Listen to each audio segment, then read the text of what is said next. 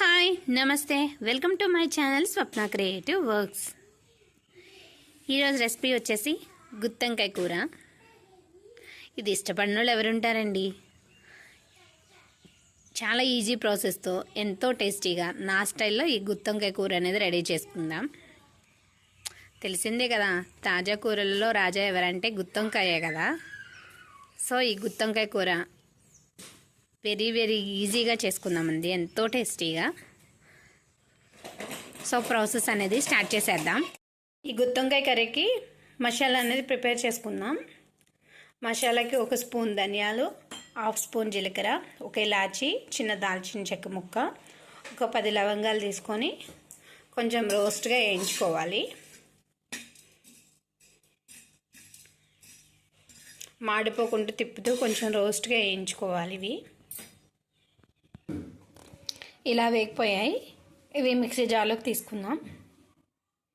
ఇలా మిక్సీ జార్లోకి తీసేసుకొని ఈ మిక్సీ జార్లోనే చిన్న అల్లం ముక్క, ఒక 10 వెల్లుల్లి రెబ్బలు వేసి మెత్తగా పేస్ట్ చేసేసుకొని పక్కన పెట్టుకోవాలి.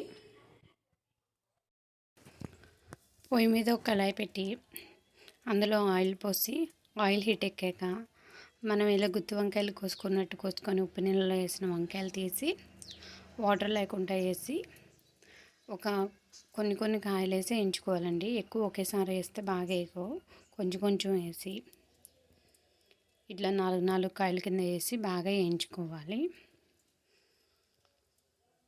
వంకాయ అనేది మెత్తగా అయిపోయేంత వరకు వేయించుకోవాలి. ఇలా వేయించుకుంటూ తిప్పుతూ ఉండాలి. సో ఇలా వేగిపోయాక పక్కకు తీసేసి మిగతా కాయలు కూడా వేసేసుకోవాలి. ఎప్పుడు ఒకేలా గ్యాస్ పొయ్యి మీద ఉండటం కన్నా ఇలా అప్పుడప్పుడు కట్టెల పొయ్యి మీద వండితే కర్రీస్ అనేది చాలా టేస్ట్ ఉంటాయండి. ఇట్లా మిగతాయి కూడా వేసేసి బాగా వేయించుకోవాలి. సో ఇలా వేగిపోయాక మనం పక్క తీసుకున్న కాయలు కూడా ఇందులో వేసేసి ఒక 5 నిమిషాలు వేగనిచ్చాక మనం సన్నగా కట్ చేసి పెట్టుకున్న ఉల్లిపాయ ముక్కలు, పచ్చిమిరపకాయ ముక్కలు కూడా ఇందులో వేసేసి బాగా వేగనివ్వాలి. ఎంత వేగితే ఈ కర్రీ అనేది టేస్ట్ అంత బాగుంటుందండి. ఈ ప్రాసెస్ అంతా స్టవ్ సిమ్లో పెట్టుకొని చేయాలండి, లేకపోతే అడుగు అనేది అంటిద్ది. అడుగు అంటితే టేస్ట్ అంత బాగోదు కర్రీ. ఇలా ఉల్లిపాయ ముక్కలు, పచ్చిమిరపకాయ ముక్కలు మగ్గిపోయాక ఇందులో రుచికి సరిపడా ఉప్పు, చిటికెడు పసుపు, ఒక 2 స్పూన్ల కారం,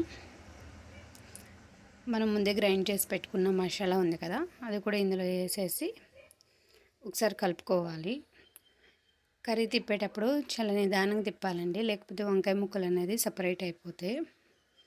అలా అవ్వకుండా గుత్తి వంకాయ ఎలా ఉండాలంటే స్లోగా తిప్పుకోవాలి. అలా తిప్పుకొని మూత పెట్టేసి ఒక 15 నిమిషాలు మగ్గనివ్వాలి. 15 నిమిషాల తర్వాత కర్రీ అనేది రెడీ అయిపోయింది. దీన్ని బౌల్లోకి తీసేసుకుందాం. చూసారు కదా, ఎంతో టేస్టీగా ఈజీ ప్రాసెస్తో గుత్తి వంకాయ కర్రీ అనేది రెడీ అయిపోయింది. మీరు కూడా ట్రై చేయండి. Please subscribe to my channel. Thanks for watching.